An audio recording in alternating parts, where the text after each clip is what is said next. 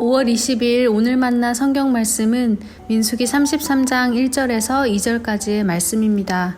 이스라엘 자손이 모세와 아론의 지휘를 받아 부대를 편성하여 이집트에서 나와서 행군한 경로는 다음과 같다. 모세는 주님의 명에 따라 머물렀다가 떠난 출발지를 기록하였다. 머물렀다가 떠난 출발지는 다음과 같다. 아멘. 오늘 만나로 만나주시는 하나님을 기대합니다. 호랑이는 죽어서 가족을 남기고 사람은 죽어서 이름을 남긴다는 호사유피, 인사유명처럼 무언가를 남기고 싶어하는 인간의 심리를 시로 표현한 시인이 있는데요. 박두순 시인의 시 발자국입니다. 바닷가 모래밭에서 메줄기 발자국을 본다. 문득 무언가 하나 남기고 싶어진다. 바람이 지나고 물결이 스쳐 모든 흔적이 사라져도 자그만 발자국을 남기고 싶다. 짧게는 어제 하루 어떤 발자국을 남기셨습니까? 길게는 어제까지 어떤 흔적을 삶의 자리에 남기며 살아오셨습니까? 한 개인이 살아오면서 이뤄온 학업이나 근무했던 직업의 발자취를 적은 문서를 이력서라고 하지요. 한 개인이 신발을 신고 지나온 발자취를 기록한 글이라는 점에서 우리는 날마다 자기 이력서를 써 내려가고 있습니다. 오늘 본문은 출애굽 이후 광야길에 관한 기록으로 이스라엘 백성들의 공동체적인 이력서입니다. 애굽을 떠나 약속의 땅 가나안에 이르기까지 이스라엘 백성들이 거쳐 지나갔던 길이기에 개역 개정판에서는 노정이라고 표현했는데요. 지명을 중심으로 기록한 출애굽 노정은 세 단계로 나뉩니다. 첫 번째는 출애굽에서부터 시내산에 이르는 과정이고, 두 번째는 시내산에서 호르산, 세 번째는 호르산에서 모압 평지에 이르는 과정인데요. 라암셋을 시작으로 모압 평지에 이르기까지 언급된 지명은 이스라엘 백성들이 진을 친 장소입니다. 본문에서는 마실물이 없었던 르비딤과 아론이 여호와의 명령으로 올라가서 죽었던 호르산을 제외하고는 진을 친 곳에서 어떤 일이 있었는지 언급하지 않습니다. 구체적인 사건을 언급하지 않고 지명에 따라 진을 치는 행위를 반복적으로 기록한 이유는 무엇일까요? 왜 여호와께서는 모세에게 그 노정을 따라 그들이 행진한 것을 기록하게 하셨을까요? 라암셋을 떠나 그들이 진을 쳤던 곳곳은 이스라엘 백성들이 그곳에서 있었던 사건과 추억을 떠올리게 합니다.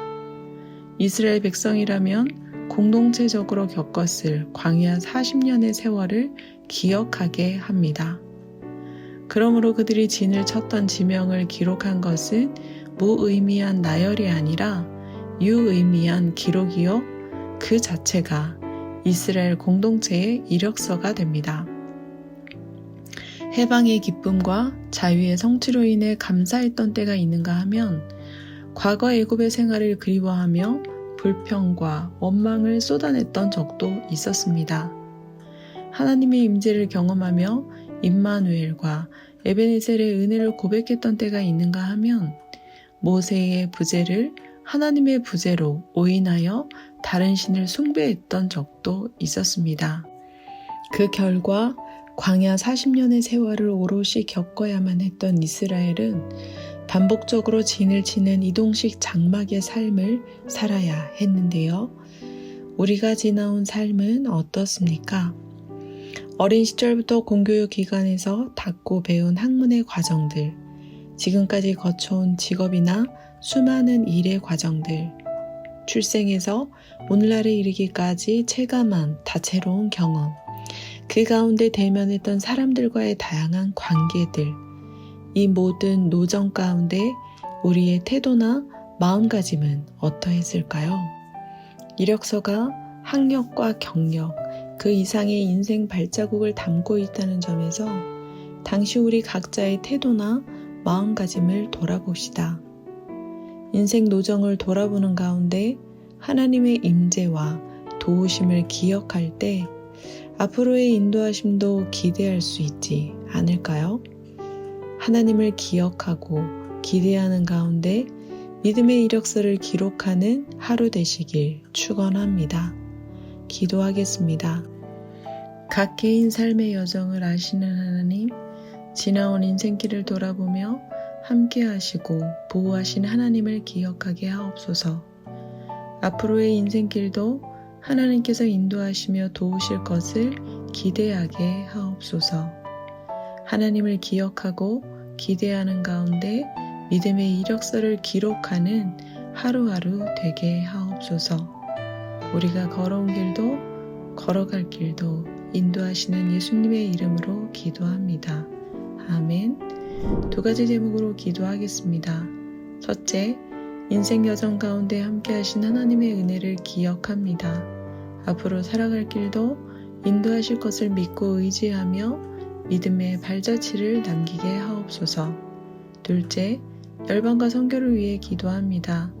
선교 현장으로 부르신 하나님을 기억하며 하나님의 인도하심과 도우심을 구하게 하옵소서. 선교를 통해 현지인들 가운데 믿음의 발자취가 이어지게 하옵소서. 기도하신 후에 개인 기도 하겠습니다.